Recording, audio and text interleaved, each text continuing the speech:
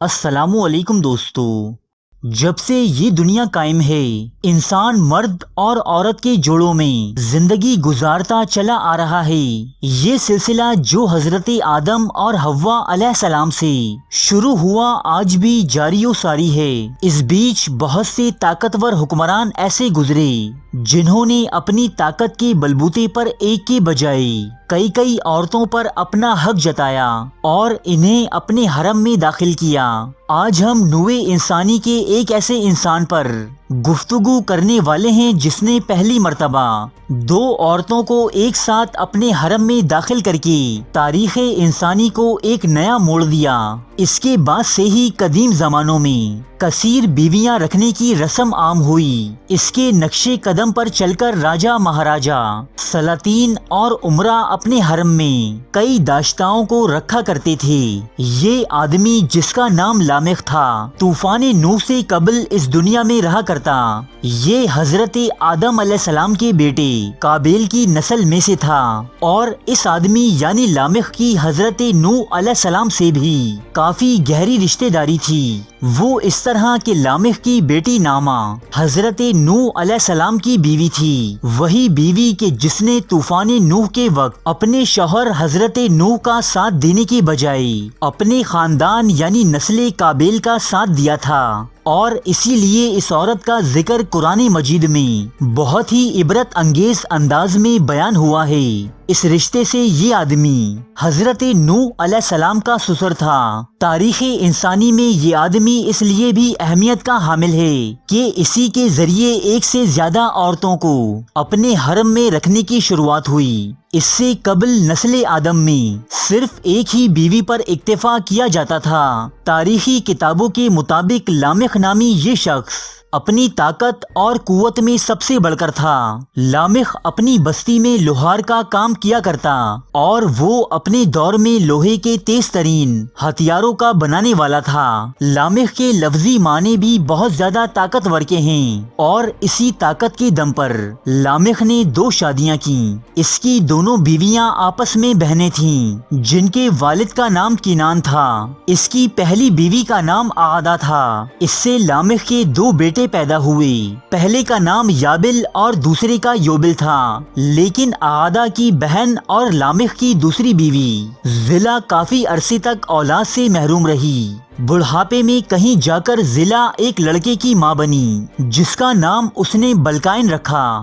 بعد ازاں زلا ہی کے بطن سے نامہ نامی ایک لڑکی بھی پیدا ہوئی جو آگے چل کر حضرت نوح علیہ السلام کی بیوی بنی۔ کثیر ازواج کے علاوہ بھی ایک وجہ ہے کہ جس کے سبب لامخ نامی اس آدمی کو تاریخ انسانی میں ایک اہم مقام حاصل ہے، اور وہ ہے دنیا کا دوسرا قتل۔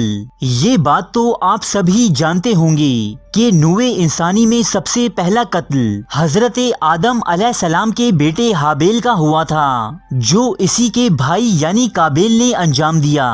لیکن کیا آپ کو معلوم ہے کہ نوع انسانی میں قتل ہونے والا دوسرا شخص کون تھا؟ دوستو، یہ قتل ہونے والا شخص کوئی اور نہیں بلکہ اپنے بھائی کا قاتل قابیل خود تھا، اور اسے قتل کرنے والا شخص خود اسی کی نسل سے تعلق رکھنے والا یعنی لامخ تھا۔ یہ واقعہ کچھ اس طرح ہے کہ جب قابیل اپنے بھائی حابیل کو قتل کر چکا تو حضرت آدم علیہ السلام نے اسے اپنی بستی سے نکال باہر کیا اور اسے بددعا دی کہ وہ ہمیشہ خوف زدہ رہے گا، جہاں بھی لوگوں کو دیکھے گا وہاں سے بھاگ جائے گا۔ قابیل اپنی بہن کے ہمراہ یہاں سے روانہ ہوا اور سرزمین عدن میں جا بسا۔ قابیل ہی وہ پہلا شخص تھا کہ جس نے شیطان کے بہکاوے میں آ کر سب سے پہلے آگ کی عبادت شروع کی۔ سرزمین عدن میں اس کی اولاد خوب پھلی پھولی اور یہاں انہوں نے قابیل کے بیٹے کے نام پر ہنوک نامی ایک شہر بھی آباد کیا۔ لیکن حضرت آدم علیہ السلام کی بددعا کے سبب قابیل ہمیشہ لوگوں سے چھپتا اور فرار ہوتا رہا۔ ایک مرتبہ اپنی عادت کے سبب قابیل ایک جنگل میں چھپا ہوا تھا اور اسی جنگل میں لامخ اور اس کا بیٹا بلقائن بھی شکار کے لیے موجود تھے۔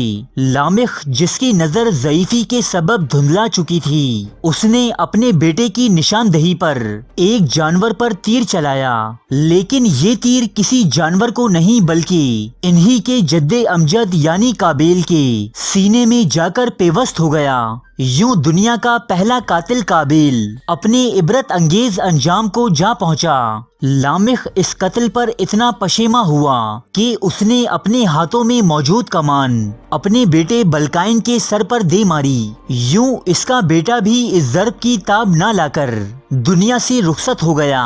इस तरह लामिख दुनिया का दूसरा कातिल कहलाया जिसने अपने बुजुर्ग काबिल और अपने बेटे बलकाइन को कत्ल किया। यहाँ ये वाज़े करना भी जरूरी है कि हजरत नूह अलैहिस्सलाम के वालिद का नाम भी लामिख ही था, लेकिन वो हजरत शीस अलैहिस्सलाम की औलाद में से थे, जबकि मज़कूरा लामिख जो हजरत नूह अलैहिस्सलाम के ससुर थे औलाद काबिल में से थे। अरे फ्रेंड्स, एक मिनट, आप ऐसे ही जा रहे हैं? इतनी मेहनत से वीडियो बनाई है, एक लाइक तो बनता है ना। और दूसरा ये कि आप हमें इतनी बड़ी दुनिया में दोबारा कैसे ढूंढेंगे? तो इसका हल ये है कि आप हमारे चैनल को सब्सक्राइब कर लीजिए और इस बेल के आइकन को क्लिक कर दीजिए। इस तरह हमारे आने वाली तमाम वीडियोस आप तक पहुंचती रहेंगी। अरे डरिए मत, ये बिल्कुल फ्री है।